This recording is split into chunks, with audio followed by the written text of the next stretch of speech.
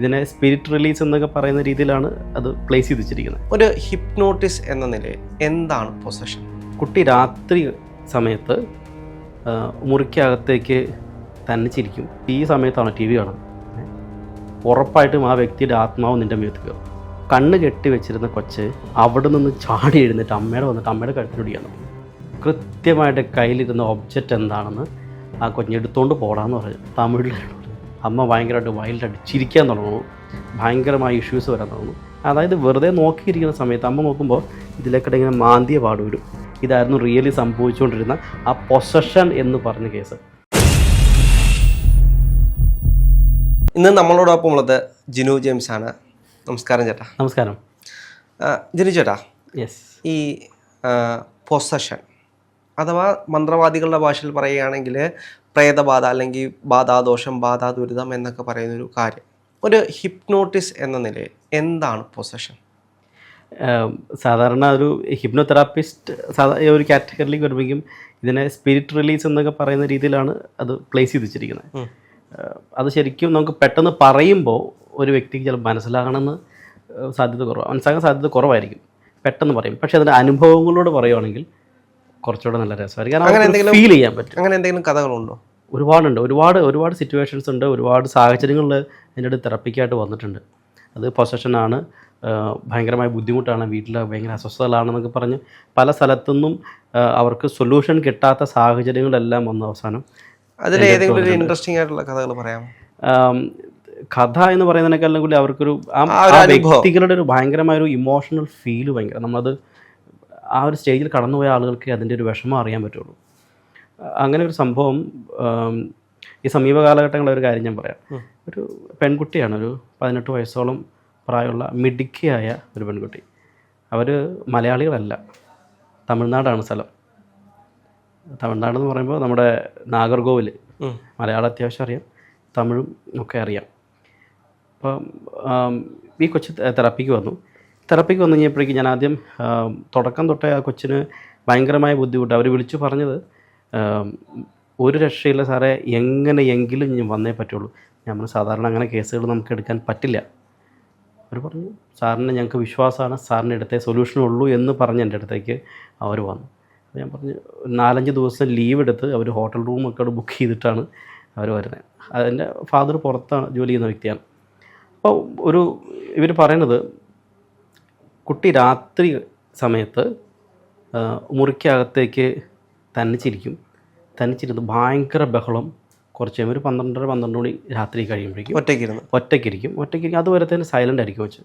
പെട്ടെന്ന് onset of reactions തുടങ്ങും. പക്ഷേ അവർ പറയുന്ന കാര്യം, ആ കൊച്ചിൻ്റെ ശബ്ദം മാറുന്നതിനനുസരിച്ച് അവരുടെ ആ അറ്റ്മോസ്ഫിയറിലും ചേഞ്ചസ് വരുന്നുണ്ടെന്ന് പറയുന്നത്. അതായത് വീടിനകത്തുള്ള ചേഞ്ച്, അതായത് വീടിൻ്റെ ലൈറ്റിൻ്റെ മൂവ്മെൻറ്റ്സ്, ഇതെല്ലാം തുടങ്ങാൻ തുടങ്ങി. ഇപ്പോൾ ഇവർ താമസിച്ചുകൊണ്ടിരുന്നത് ഒരു പഴയ വീട്ടിലായിരുന്നു നേരത്തെ. അതായത് ഒരു വാടകയ്ക്ക് താമസിച്ചുകൊണ്ടിരുന്ന വീടാണ്. ആ വീട്ടിൽ വേറെ ആരും താമസം ഉണ്ടായിരുന്നില്ല. ഇവരാണ് ആദ്യം താമസം തുടങ്ങിയത്. വേറെ വാടകയ്ക്ക് താമസിച്ചുകൊണ്ടിരുന്ന ആളുകൾ കുറേ നാളായിട്ട് ഉണ്ടായില്ല. അപ്പോൾ ആ വീട് വെറുതെ ഇട്ടിരിക്കുന്ന സമയത്ത് ഇവർക്ക് വാടകയ്ക്ക് ഇട്ടിട്ട് ഇവരോട് താമസിക്കാൻ വന്നതാണ്. അപ്പം ഈ കൊച്ച് അവിടുന്ന് ബഹളം തുടങ്ങുന്ന സമയത്ത് തൊട്ട് ലൈറ്റിൻ്റെ മൂവ്മെൻറ്റ്സ് തുടങ്ങും. പല ശബ്ദങ്ങളും ബഹളം, വീട്ടിൽ ഭയങ്കരമായ അസ്വസ്ഥത. അപ്പോൾ ഈ കൊച്ച് പെട്ടെന്ന് മുറിക്കകത്തേക്ക് ചെല്ലാൻ പറ്റത്തില്ല. അപ്പോൾ അത്രത്തോളം ഭയങ്കര ഡിഫിക്കൽറ്റിയാണ്. അമ്മയ്ക്ക് ആണെങ്കിലും ചെല്ലാൻ ബുദ്ധിമുട്ടാണ്. കാരണം ആക്രമിക്കും കൊച്ച്. അമ്മ ചെന്ന് അമ്മയ്ക്ക് ഇടിക്കും, ചവിട്ടും, ഭയങ്കരമായ ബുദ്ധിമുട്ട്. പിന്നെ കുറച്ച് കഴിയുമ്പോൾ കൊച്ചിൻ്റെ ദേഹത്തോടെ പാട് വരാൻ തുടങ്ങി. അതായത് വെറുതെ നോക്കിയിരിക്കുന്ന സമയത്ത് അമ്മ നോക്കുമ്പോൾ ഇതിലേക്കിടെ ഇങ്ങനെ മാന്തിയ പാട് വരും. പുറത്ത് മാന്തിയ പാട്, ഇവിടെയൊക്കെ മാന്തിയ പാട്, പെട്ടെന്ന് ഓൺസെറ്റ് ഓഫ് ചേഞ്ചാണ്. കൊച്ച് ആ സമയത്ത് അബോധാവസ്ഥയിലാണ് കിടക്കുന്നത്. ഇങ്ങനെ അബോധാവസ്ഥയിൽ കിടക്കും, കരച്ചിലും ബഹളമുണ്ട്. ഇതിൻ്റെ അടുത്ത് ഈ പാട് വരാൻ തുടങ്ങി. അപ്പോൾ ഇവർ ഭയങ്കരമായിട്ട് പേടിക്കാൻ തുടങ്ങി. ഈ വീട് മാറി. ആരൊക്കെയോ പറഞ്ഞു വീട്ടിൽ എന്തൊക്കെയോ പ്രശ്നമുണ്ട്, നിങ്ങൾ വീട്ടിൽ നിന്ന് മാറണം. രാത്രിക്ക് ഈ സ്ത്രീക്ക് ഉറക്കമില്ല. കാരണം ഈ കൊച്ചിങ്ങനെ കിടന്ന് ബഹളം വയ്ക്കുന്നു, ഭയങ്കരമായിട്ട് പ്രശ്നം, പഠിക്കാൻ പറ്റുന്നില്ല. നന്നായിട്ട് പഠിച്ചുകൊണ്ടിരുന്ന കൊച്ചായിരുന്നു. അപ്പം ഇവർ വേറൊരു വീട്ടിലേക്ക് താമസം മാറിയ സമയത്ത് അവിടെയും ഇതേപോലെ തന്നെ ആദ്യത്തെ ഒരു കുറച്ച് നാൾ പ്രശ്നം ഉണ്ടായില്ല. പിന്നീട് ഈ കൊച്ചിൻ്റെ സിറ്റുവേഷൻ എന്താണെന്ന് പിന്നെ പഠിക്കാൻ തുടങ്ങാൻ വേണ്ടി ഒരു പ്ലാനൊക്കെ ഇട്ട സമയത്ത് വീണ്ടും ഇതേപോലെ പതുക്കെ ഓൺസെറ്റ് ഉണ്ടാകാൻ തുടങ്ങി. ഈ കൊച്ച് തനിച്ചിരിക്കുമ്പോഴാണ് ഈ പ്രശ്നം ഉണ്ടാകുന്നത്. വീടിനകത്ത് കയറിയിരിക്കും, പഠിക്കാൻ വേണ്ടി ഇരിക്കുന്ന സമയത്ത് ഇതേ സെയിം സിറ്റുവേഷൻ സംഭവിക്കാൻ തുടങ്ങി. അപ്പോൾ അമ്മ കരഞ്ഞത് അച്ഛനെ വിളിപ്പിച്ചു. അപ്പോൾ അദ്ദേഹം വന്നു. പല സ്ഥലത്ത് കൊണ്ടുപോയി, പല മന്ത്രവാദികളുടെ അടുത്തും അതിലെല്ലാം കൊണ്ടുപോയി. അവർ പല പല പ്രശ്നങ്ങളാണെന്ന് പറഞ്ഞു. ഞാൻ പേരൊന്നും പറയുന്നില്ല, സ്പെസിഫൈ ചെയ്യുന്നില്ല. പൂജകളും മന്ത്രങ്ങളൊക്കെ ചെയ്ത് പല റിലീജിയസ് വിഭാഗത്തിലുള്ള ആളുകളെയും പോയി കണ്ടിട്ടും ഒരു മാർഗ്ഗമില്ല. അപ്പോൾ അവസാനം പറഞ്ഞ് കുറേ ഇതുണ്ട്, ആത്മാക്കൾ കൊച്ചിൻ്റെ മേഖത്തുണ്ട്. അപ്പോൾ അതുകൊണ്ട് തന്നെ കൊച്ചിന് ഭയങ്കര പ്രശ്നമാണ്, സൂക്ഷിക്കണം, മരണം വരെ സംഭവിക്കാം എന്നൊക്കെ പറഞ്ഞ് ഭയങ്കരമായൊരു അസ്വസ്ഥതയിലേക്കുണ്ട്. ഇവർ പേടിച്ചു പോയി. കൊച്ച് നല്ല മിടുക്കിയായ പെൺകുട്ടിയാണ്. അപ്പോൾ ഇവർ വേറൊരു മാർഗ്ഗമില്ലാണ്ടായി കഴിഞ്ഞ സമയത്ത് ഇവർ കറങ്ങി തിരിഞ്ഞ് എങ്ങനെയൊക്കെയോ എൻ്റെ അടുത്തേക്ക് കൊണ്ടുവന്നു. അങ്ങനെയാണ് ഈ 4 ദിവസം അവിടെ വരാമെന്ന് പറഞ്ഞത്. വന്ന് തെറപ്പി ചെയ്യാൻ വേണ്ടി തുടങ്ങിയപ്പോൾ ആദ്യം തൊട്ട് കൊച്ച് എന്നെ കണ്ടതേ അടിച്ച് താഴെ പോയി. ബോധം കെട്ട് വീണു. ബോധം കെട്ട് വീണെന്ന് വെച്ചാൽ ബോധാവസ്ഥയിൽ പോയില്ലെങ്കിൽ കൊച്ച് ഞാൻ പറയുന്നതെല്ലാം കേൾക്കാം. പിന്നെ കൊച്ച് ഇതേപോലെ വായിൽ നിന്നൊരു പതയൊക്കെ പറയും. അപ്പോൾ ഞാൻ ഫിറ്റ്സ് അല്ലെന്ന് ഓൾറെഡി അവർ ചെയ്തിട്ടുണ്ടായിരുന്നു. അപ്പോൾ മെഡിക്കൽ ചെക്കപ്പ് എല്ലാം ചെക്ക് ചെയ്ത സമയത്തും എവറിത്തിങ് ഈസ് നോർമൽ. ഈ കൊച്ചിന് വേറൊരു ഇഷ്യൂസൊന്നുമില്ല. കൊച്ച് റിയാക്ട് ചെയ്യാൻ തുടങ്ങി. അപ്പോൾ പതുക്കെ എൻ്റെ സ്റ്റാഫ് വരെ പേടിച്ചു പോയി ഈ സാധനം കണ്ടിട്ട്. കാരണം അവരാദ്യമായിട്ട് ഇങ്ങനത്തെ ഒരു സിറ്റുവേഷൻ കാണുമ്പോൾ പേടിച്ചു പോലും. കൊച്ചിനെ കിടത്തേക്ക സമയത്ത് ഒരു പ്രത്യേക സാഹചര്യം കൊച്ചിങ്ങനെ കണ്ണടച്ച സമയത്ത് ഞാൻ കൊച്ചിൻ്റെ കണ്ണിൻ്റെ ഫ്രണ്ടിൽ ഒരു ഒബ്ജക്റ്റ് കൊണ്ടുവച്ചു. സ്റ്റാഫ് ഞെട്ടിപ്പോകുന്ന സംഭവം പറയാം. കൊണ്ടുവച്ചതിന് ശേഷം എന്താണെന്ന് പറയാൻ പറഞ്ഞു. കൃത്യമായിട്ട് കയ്യിലിരുന്ന ഒബ്ജക്റ്റ് എന്താണെന്ന് ആ കൊഞ്ഞെടുത്തോണ്ട് പോടാന്ന് പറഞ്ഞു. തമിഴിലാണ് പറഞ്ഞു. സ്റ്റാഫ് ഇരുന്ന് നേരെ കസേരയിൽ മുകളിലേക്ക് കയറി. കാരണം പേടിച്ചു പോയത്. ഈ കൊച്ചിൻ്റെ ശബ്ദം മാറി, ടോൺ മാറി, മൊത്തം മാറി. കണ്ണടച്ച് കിടക്കുകയാണ്. കണ്ണടച്ചിട്ട് ഒരിക്കലും നമ്മുടെ ഫ്രണ്ടിൽ കിടക്കുന്ന ഒബ്ജക്റ്റ് പറയാൻ പറ്റത്തില്ല. ഇത് സ്വാഭാവികമായിട്ട് നടക്കത്തില്ല. സാധാരണ പറയുന്ന ആളുകൾക്ക് ഇങ്ങനെ ഒരു ബുദ്ധിമുട്ട് പെട്ടെന്ന് നമുക്ക് ജഡ്ജ് ചെയ്യാൻ പറ്റത്തില്ല. ഇങ്ങനെ ഒരു സംഭവം നടക്കുമോ, ഇങ്ങനെ പറയാൻ പറ്റുമോ നമുക്ക് ആരും കാൽക്കുലേറ്റ് ചെയ്യാൻ പറ്റും. സൗണ്ട് തന്നെ മാറുമ്പോഴത്തേക്കും പേടിച്ചു. ഓട്ടോമാറ്റിക്കലി അത് ചേഞ്ച് വരും. ഇതേ സെയിം സംഭവം ആ കൊച്ചിൻ്റെ വീട്ടിൽ നടന്ന പോലെ പെട്ടെന്ന് എവിടെയോ ലൈറ്റും പോയി, ഓഫീസിൻ്റെ കറണ്ടും ഇങ്ങനെ മിന്നി പോയി. അപ്പോൾ എല്ലാം വല്ലാത്തൊരു റിലേറ്റ് ചെയ്യില്ല. ഇത് ഭയങ്കര ഒരു പ്രശ്നമാണെന്നുള്ള സംഭവത്തിലേക്ക്. ആ കൊച്ചിൻ്റെ സെഷൻ എടുത്തു കഴിഞ്ഞപ്പോഴാണ് കുറേ ഇഷ്യൂസ് ഞാൻ അഡ്രസ്സ് ചെയ്തത്.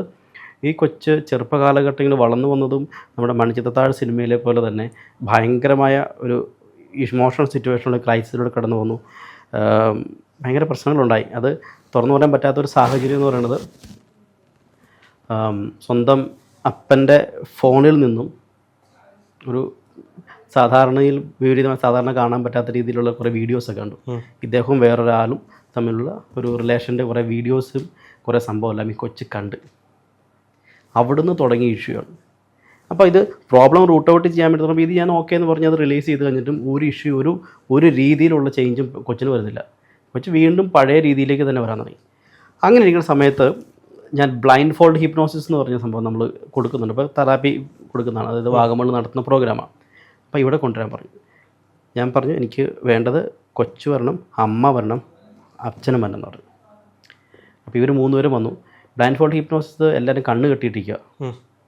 അപ്പോൾ കൊച്ചിനെ ഒരു സൈഡിൽ ഇരുത്തിയേക്കണം, അമ്മ വേറൊരു സൈഡിൽ, കാണാൻ കേൾക്കാനൊന്നും പറ്റത്തില്ല, അച്ഛൻ വേറൊരു സൈഡിൽ, ഒരുപാട് ആൾക്കാരുണ്ടല്ലോ. അപ്പോൾ കൊച്ചിന് ഞാൻ അമ്മയ്ക്ക് തെറാപ്പി ചെയ്തുകൊണ്ടിരിക്കുന്ന സമയത്ത് എനിക്ക് മനസ്സിലായിരുന്നു പ്രശ്നം തുടങ്ങുന്നത് അമ്മയിൽ നിന്നാണെന്ന് എനിക്ക് മനസ്സിലായി. അപ്പോൾ സാഹചര്യം തുടങ്ങി പതുക്കെ അമ്മയുടെ സിറ്റുവേഷനിലേക്ക് ഓപ്പൺ ആകാൻ തുടങ്ങി. അമ്മേനെ തെറാപ്പി ചെയ്യാൻ തുടങ്ങിയ സമയത്ത് അമ്മയ്ക്ക് ഭയങ്കര വയലൻ്റായിട്ട് ബിഹേവ് ചെയ്യാൻ തുടങ്ങി. അമ്മ ഭയങ്കരമായിട്ട് വൈൽഡായിട്ട് ചിരിക്കാൻ തുടങ്ങുന്നു. ഭയങ്കരമായ ഇഷ്യൂസ് വരാൻ തുടങ്ങുന്നു. അപ്പോൾ അതൊക്കെ അമ്മയുടെ ഒരു ചരിത്രത്തിലേക്ക് പോകാൻ തുടങ്ങി. ഇപ്പോൾ അമ്മ പറയാൻ തുടങ്ങി. അമ്മയുടെ ഒരു സുഹൃത്തല്ല, ഒരു ബന്ധു മരിച്ച സമയത്ത് ഇവർ വീട്ടിലിരുന്ന സമയത്ത് ഒരു ആചാരമുണ്ട്. ആദ്യത്തെ ഒരു 5-6 ദിവസങ്ങൾ TV വെക്കുകയോ അങ്ങനെയുള്ള പരിപാടികളൊന്നും ചെയ്യരുത്. അമ്മ ടെലിവിഷനൊക്കെ ഓൺ ചെയ്ത് കുറച്ചാലും കണ്ടുകൊണ്ടിരുന്ന സമയത്ത് പെട്ടെന്ന് വീട്ടിൽ നിന്ന് ആരെന്ന് കയറി വന്നിട്ട് പറഞ്ഞു, ടെലിവിഷൻ നീ സമയത്താണ് TV കാണുന്നത്, ഉറപ്പായിട്ടും ആ വ്യക്തിയുടെ ആത്മാവ് നിൻ്റെ മേത്ത് കയറും, നിന്നെയും നിൻ്റെ കുടുംബവും നിൻ്റെ മകളടക്കം പ്രശ്നമാവെന്ന് പറഞ്ഞു. പുള്ളിക്കാരി മൈൻഡ് ചെയ്തൊന്നുമില്ല. പക്ഷേ കുറച്ച് കഴിയുമ്പോൾ TV ഓഫ് ചെയ്തിട്ട് പോയി. കുറേ ദിവസം കഴിഞ്ഞപ്പോഴേക്കും ഇവർക്ക് ചേഞ്ചസ് വരാതെ ഇവരുടെ ദേഹത്തും പാട് വരാൻ തുടങ്ങിയെന്ന് പിന്നീടാണ് എന്നോട് പറയുന്നത്. ഇവരുടെ ദേഹത്ത് ഇതേപോലെ പാട് വരാൻ തുടങ്ങി, ഇവർക്ക് ഉറക്കം നഷ്ടപ്പെടാൻ തുടങ്ങി, ഇവർ രാത്രിയിൽ ഇറങ്ങി നടക്കാൻ തുടങ്ങി. ഇതെല്ലാം ഈ അമ്മ അത് പേഴ്സണലി പുള്ളിക്കാർ വെച്ചിരിക്കുകയായിരുന്നു. ഈ തെറാപ്പിയുടെ സമയത്ത് ഇത് ഓപ്പണാക്കി പറഞ്ഞ് കുറച്ച് ദിവസം ഈ സാഹചര്യങ്ങൾ കടന്നു പോയ സമയത്ത് പിന്നെ പുള്ളിക്കാർ സബ്സൈഡായി. പിന്നെ മകൾക്ക് ഈ പ്രശ്നം വരാൻ തുടങ്ങി. ഇത് കോറിലേറ്റ് ചെയ്യാൻ ഭയങ്കര ബുദ്ധിമുട്ടായിരുന്നു ആദ്യം. കാരണം അമ്മയുടെ ആദ്യം കൊച്ചിൻ്റെ മേത്തുണ്ടായിരുന്നു, പിന്നെ അമ്മയിലേക്ക് വരാൻ തുടങ്ങി. അതെങ്ങനെ റിലേറ്റ് ഈ സെയിം സാഹചര്യം തന്നെയാണ് വീണ്ടും റിപ്പീറ്റ് ചെയ്ത് നമുക്ക് ഈ അമ്മ പറയുന്നത്. ഇത് ബ്ലൈൻഡ് ഫോൾഡ് ഹിപ്നോസിസ് വന്നു കഴിയുമ്പോഴേക്കും ഞാൻ അമ്മയുടെ ദേഹത്തു നിന്ന് ഇങ്ങനെയാണ് സംഭവം, ഇത് ഇമോഷണലി ഉള്ള ഇഷ്യൂസ് ആണ് എന്ന് പറഞ്ഞ് റിലീസ് ചെയ്യാൻ തുടങ്ങിയ സമയത്ത് കണ്ണ് കെട്ടി വെച്ചിരുന്ന കൊച്ച് അവിടെ നിന്ന് ചാടി എഴുന്നിട്ട് അമ്മയുടെ കഴുത്തിനൊടിയാൻ തുടങ്ങി. ഭയങ്കര വയലൻ്റായി. കണ്ണ് കെട്ടി കൊച്ച് ശബ്ദം പോലും കേൾക്കാൻ പറ്റുന്നില്ല. എന്താ ഞാനിവിടെ പറയണത്? സ്റ്റാഫെല്ലാം പേടിച്ചു, അവിടെ ഇരുന്ന് എല്ലാവരും പേടിച്ചു പോയി. കാരണം ഇങ്ങനെ ഒരു പ്രത്യേക എഴുന്നേറ്റ് ഓടി വന്നു. ഭയങ്കര വയലൻ്റായി കൊച്ച്. അമ്മയുടെ കാലിൽ പിടിക്കുന്നു, കഴുത്തിന് പിടിക്കുന്നു, ഞാൻ കൊല്ലും എന്നൊക്കെ പറയുന്നത്. തമിഴാണ് മൊത്തം പറയുന്നത്. ഒരു കുറച്ച് അറബിക് കുറേ ഭാഷകളൊക്കെ പല ചേഞ്ച് ചെയ്ത് പറയുന്നുണ്ട്. ഒരു വൈൽഡായിട്ട് നേച്ചറിലാണ് ഈ കൊച്ച് പെരുമാറുന്നു, ബിഹേവ് ചെയ്യുന്നു മൊത്തം. ഞാനൊരു കാര്യം ചെയ്തു, എന്താ ചെയ്യേണ്ടത്? അപ്പോൾ പെട്ടെന്നൊരു പാനിക് സിറ്റുവേഷനിലേക്ക് പോകും, എല്ലാവരും പേടിച്ചു പോയല്ലോ. പതുക്കെ അമ്മേനെ പാസീവാക്കിയിട്ട് അമ്മയുടെ മേത്തുനിന്നും പതുക്കെ റിലീസ് ചെയ്യാൻ വേണ്ടിയിട്ട് ഞാനൊരു സംഭവം സെറ്റ് ചെയ്തു. അതെന്താണെന്ന് ഞാൻ പറയാം. അപ്പോൾ അമ്മ പതുക്കെ റിലീസായി. ഇതേ തുടർന്ന് കൊച്ച് പതുക്കെ ഇങ്ങനെ ഇരുന്ന് അടിച്ച് തല്ലി താഴെ വീണു. ഇത്രയും സാഹചര്യം നടന്ന് ഇതെല്ലാം കഴിഞ്ഞപ്പോൾ ശരിക്കും പൊതുവെ എല്ലാവരും വിചാരിക്കുന്നത് എന്തായിരിക്കും? ഇതൊരു വലിയ പൈശാചിക ആക്രമണമാണ്, ഒരു പൊസഷൻ കേസാണ്, ഭയങ്കര നെഗറ്റീവ് എനർജിയുടെ ഇൻഫ്ലുവൻസോട് കൂടി ഈ അമ്മയും കൊച്ചും വന്ന് വീട് മൊത്തം പ്രശ്നമാണെന്നുള്ളത്. പ്യുവർലി ഒരു അസോസിയേറ്റ് മെമ്മറി ആയിരുന്നത്. അസോസിയേറ്റ് മെമ്മറി എന്ന് പറയുന്നത് നമ്മൾ മണിച്ചിത്രത്താഴ് സിനിമയിൽ ഞാൻ പറയുന്നതിന് കാരണം വെച്ചാൽ അവർ ആ ചെറുപ്പ കാലഘട്ടങ്ങളിൽ ഗംഗ എന്ന് പറയുന്ന ആർട്ടിസ്റ്റിൻ്റെ ചെറുപ്പകാലം കൊണ്ട് പഠിക്കാൻ വേണ്ടി പോയില്ലേ, ആ പഠിക്കാൻ വേണ്ടി പോയി അവൾ വളർന്നു വന്നതും എല്ലാം മന്ത്രവാദ കളങ്ങൾ കണ്ടുകൊണ്ടാണ്. ഇതേ സെയിം സിറ്റുവേഷൻ ഒരു എക്സ്പീരിയൻസ് ഉണ്ടാക്കി മന്ത്രവാദ കളങ്ങൾ റീപ്ലേസ് ചെയ്തിട്ട് ആ ഇമോഷണൽ കത്തേർസിസ്, അത് ഇമോഷൻസിനെ റിലീസ് ചെയ്ത് കളയുന്ന പ്രോസസ്സാണ് മണിച്ചിത്രത്താഴ് സിനിമ. ഇതേ സെയിം സംഭവം തന്നെ നമുക്ക് ക്രിയേറ്റ് ചെയ്യേണ്ട ഒരു സാഹചര്യം ഉണ്ടായി. ഈ കൊച്ചിനോട് മന്ത്രം കാര്യങ്ങളല്ല, പക്ഷേ ആ ഒരു ആംബിയൻസ് ക്രിയേറ്റ് ചെയ്യാൻ വേണ്ടിയിട്ട് ബ്ലൈൻഡ് ഫോൾഡ് ആയിരുന്നു. പക്ഷേ എങ്കിലും ഞാൻ ആംബിയൻസ് ക്രിയേറ്റ് ചെയ്തു. കുറേ സാഹചര്യങ്ങളും ആൾക്കാരെല്ലാം കൂടി നമുക്ക് വേണ്ട കുറേ എക്യുപ്മെൻസും കാര്യങ്ങളൊക്കെ വെറുതെ കൊണ്ട് പ്ലേസ് ചെയ്ത് വെച്ചിട്ട് കൊച്ചിനെ റിലീസ് ചെയ്തു. കൊച്ച് ഭയങ്കര വൈൽഡായിട്ട് പെരുമാറാൻ തുടങ്ങി ഈ സമയത്ത് പിന്നെ പറയാൻ തുടങ്ങിയ ചരിത്രം എന്ന് പറയുന്നത് ഈ അമ്മയിൽ നിന്നും കിട്ടിയ സജഷൻ മാത്രമായിരുന്നു കൊച്ചിൻ്റെ പ്രശ്നം. അമ്മ ഈ കൊച്ചിനെ ഒരു രീതിയിലും പരിഗണിക്കുന്നുണ്ടായിരുന്നില്ല. അമ്മയ്ക്ക് കൊച്ചിന് ഭയങ്കര അറ്റൻഷൻ ഡെഫിസിറ്റ് ഉണ്ട്. അമ്മയിൽ നിന്നും കിട്ടേണ്ടതായിട്ടുള്ള ഒരു രീതിയിലുള്ള കെയറും ആ കൊച്ചിന് കിട്ടിയിട്ടുണ്ടായില്ല. അപ്പോൾ കിട്ടാതെ വരുന്ന സമയത്ത് കൊച്ചിന് ഓട്ടോമാറ്റിക്കലി ബോഡി റിയാക്ട് ചെയ്യാൻ തുടങ്ങിയത് ഇഡിയോ മോട്ടോർ റെസ്പോൺസ് എന്ന് പറയുന്ന രീതിയിൽ ബോഡിയിൽ പാട് വരാൻ തുടങ്ങി. ഈ കൊച്ചു മാന്തണം എങ്ങനെയാണെന്നറിയില്ല, സെക്കൻഡുകൾക്കുള്ളിൽ നമുക്ക് പാട് വരാൻ തുടങ്ങും. പക്ഷേ നമുക്ക് പോലും ചിന്തിക്കുന്നതിനപ്പുറത്തെ ടൈമിൽ ഈ കൊച്ചു ദേഹത്ത് മാന്തും, നമുക്ക് കാണാൻ പോലും പറ്റാത്ത രീതിയിൽ. ഇതായിരുന്നു റിയലി സംഭവിച്ചുകൊണ്ടിരുന്ന ആ പൊസഷൻ എന്ന് പറഞ്ഞ കേസ്. അപ്പം ആ കുട്ടി തന്നെയായിരുന്നു മാന്തുന്നത്. ആ കൊച്ചു തന്നെയാണ്. നമ്മൾ പോലും അറിയില്ല നമ്മുടെ ശരീരത്തിൽ മാന്തുക. നമ്മൾ പോലും ശരിക്കും ലിറ്ററലി പറയും പെട്ടെന്ന് കാണുമ്പോൾ നമുക്ക് ഒരുപാട് വലിയൊരു ഭയങ്കര സംഭവമാക്കി ഇതിനെ ക്രിയേറ്റ് ചെയ്തിട്ട് വലിയൊരു പൊസഷൻ കേസാണ് അങ്ങനെ എന്നൊക്കെ പറഞ്ഞ് ചെയ്യാം.